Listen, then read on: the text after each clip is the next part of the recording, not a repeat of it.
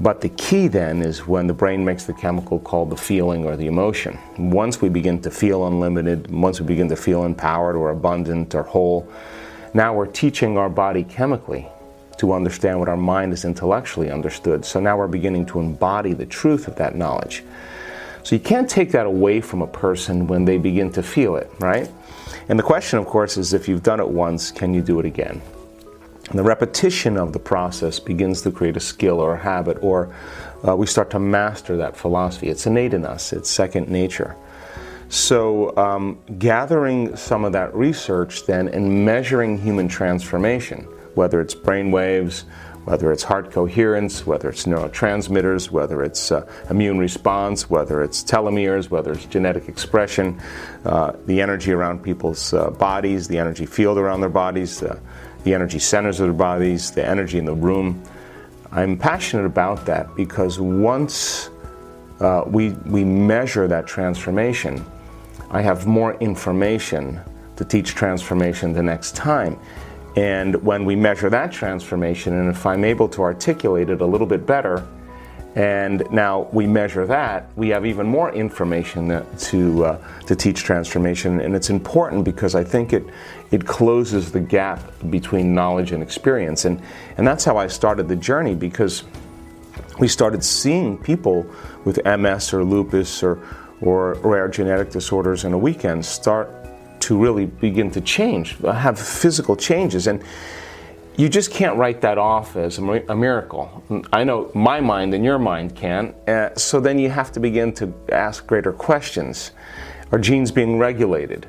Is the immune system switching back on and dialing up? Are we downregulating certain genes? Cortisol levels going down with that. So what is happening in that person's brain and what's happening in their heart in order to be able to understand the process? And is it repeatable? Because anything that is repeatable then becomes a trend, and that's science. So we're starting to see specific brainwave patterns that we can actually predict what's going to happen. Some of those brainwave patterns are not conventional. We can see people's brains before and after a 4-day event or a 7-day event, and we can see significant changes. Now we know the changes aren't just in their mind, they're actually in their brain. There's this element that we have to acknowledge when your will starts to begin to become uncompromising, or your passion starts to get more focused, or you tend to make a decision in that moment that you are going to do this. There's a shift in energy when we do that. And after all these years, I now know that nobody changes until they change their energy, period. And when you change your energy, you change your life. And in getting people to stay there then, I think is what I'm truly passionate about. To be able to regulate internal states independent of the conditions in their external environment means they're beginning to master their environment. So they're less reactionary to their boss or to their ex. They're more present with their family and their friends. They tend to have happiness and joy for no apparent reason. Their body is releasing old neurological and emotional patterns. They tend to be freer in their expression. They think better, they see futures and dream of futures and create, and they tend to lead with their hearts more in their lives. And I think that's a new model of human evolution. And I always say, look, I don't care that you stop doing the work. What I care about is when you start doing it again. And being defined by a vision of the future, the alternative is to be defined by the memories of the past. You know, to fall in love with the future is so much more important than keep falling in love with your past. You know, to romance a future is so much better than romancing the past. So I think that when people really start seeing the benefits of their efforts, now it becomes instrumental. It's no longer that, you know, there's a dread that they have to get up and create. They notice the magic in their life and they want to keep it going. So they're excited about doing it, they're excited about changing, and they show up to certain degrees unpredictable in their life, and people notice that. They're not reacting as much, they're not complaining as much, they're not as frustrated, they're not in a program, and when you're not in the program, you're in the unknown, right? And so people start to notice, hey, you know, something different about you. And that means then that they're more, they belong to their future now more than they belong to their past. Because if they're in a program or a habit or they're emotional, they are in their past. So I love that because we're working now in our 7-day retreats on a whole nother level. And this is what I'm passionate about. There's a high probability, not always, but the majority of the time, there's a biological upgrade that goes on. Because the nervous system is processing. I mean, the higher the amplitude, the higher the energy. So, and you can't have energy without consciousness. So they're more conscious, they're more aware.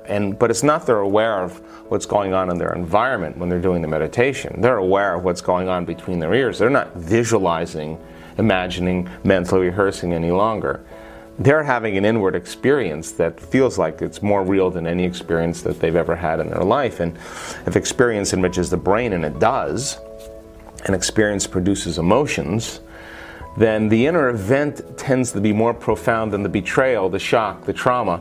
And we could say in a moment the past is washed away, that there's some type of reorganization that takes place almost instantaneously. Now, that's important to me because there's a few paths that we go. I mean, one path is you keep shaving down the personality, you keep shaving down the ego, you keep working with the programs, and we all do that. You know, that's the work that we do. And we tend to do it, and it takes time. And because it takes time, it means we're a little bit more separate from that unified field that we can access. I think the hormones of stress endorse our senses, we become materialists, and then we experience separation. You know, separation is local space and time. But when people start to connect to the field and they give up their memory of their body, their personality, the things they own, the place they're sitting, the place they live, and time itself, they become pure consciousness. Now, time is created by a separation between 2 points of consciousness. There's me here, and then there's the door over there. And this is one point of consciousness, that's another point of consciousness. So I'm going to navigate in the three-dimensional world as a body local in space and time.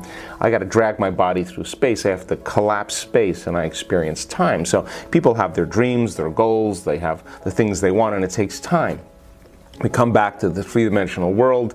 The environment is the same, our home is the same, you know, everything's the same, and we have neurological networks in our brain that correlate with everything known in our life, all the people, the things, the places.